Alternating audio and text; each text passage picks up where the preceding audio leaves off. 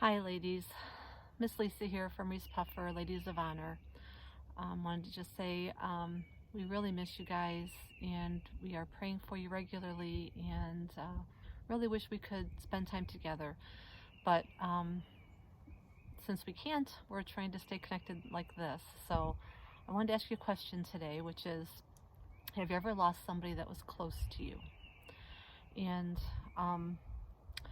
Miss Casey recently just told us that she lost a friend from school in a car accident. And thinking about somebody that's dying that young, school age is just so hard to kind of get your mind around. I know when I was 18, I lost my grandma, and that was, really difficult.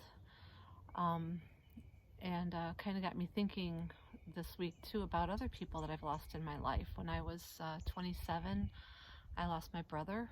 He was 31 and he died of an illness. When I was in my 30s, I lost my dad, and he had cancer. A few years after that, I lost my sister in an accident, and a couple of years ago, I lost my mom. And it was very sudden. She had a stroke, and a couple days later, she was gone. And if you're alive, you're going to experience death. It's just a part of something we have to understand. But what I really want to talk about today is, are we ready for that? It's going to happen. And so how do we make sure that we're ready? And what do I mean by being ready? We have this, eternity is, if you can even fathom eternity, I can't. I can't fathom eternity. It goes forever and ever and ever, right? Eternity, forever. There's no end to it. So when you think about our time on earth being, maybe 15 years or 20, 40, 60, 80, some people live to be 100 and more. In the span, or when you compare that to eternity, it's, this teeny tiny little thing. And there's so much packed into this teeny tiny little time we have on this earth. And the most important thing we need to know is, are we ready for eternity?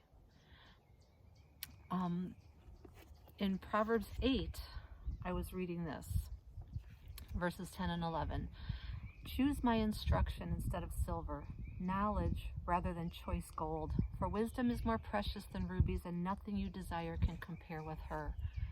When you think about wisdom and knowledge being so much more important than wealth and gold and silver, why is that? And when you really think about it, it's because your wealth and your gold and your silver and your jewels, that's all earthly stuff that when you die, it stays here. There's no lasting value to that for eternity. But when you have wisdom and you have God's character in you, that goes on forever. That goes into eternity with you, and it gives you God's favor while you're on this earth. So all the promises and the blessings of God are yours because you have relationship with Him on earth, but then it goes into eternity with you as well, and you have God's favor forever and ever. And when you think about spending eternity somewhere, you have to plan for that here and now. This is where you make the decision where you're going to spend eternity. If you keep going in Proverbs 8, it talks about, we talk about the fear of the Lord and how important that is. Well, the fear of the Lord, verse 13, is the fear of the Lord is to hate evil. I hate pride and arrogance, evil behavior and perverse speech. Counsel and sound judgment are mine. I have understanding and power. So in another place in Proverbs, it says, the fear of the Lord is the beginning of wisdom. So we need to understand, what is the fear of the Lord? How does it relate to us here on this earth? And how does it relate for us in eternity? So that's something I want to challenge you ladies to do over the next couple of weeks, is do a study on the fear of the Lord. Find out exactly what it means. If that's the beginning of wisdom, and wisdom is what's going to help us live a life here on earth well, and wisdom is what we take into our eternity with us, study the fear of the Lord.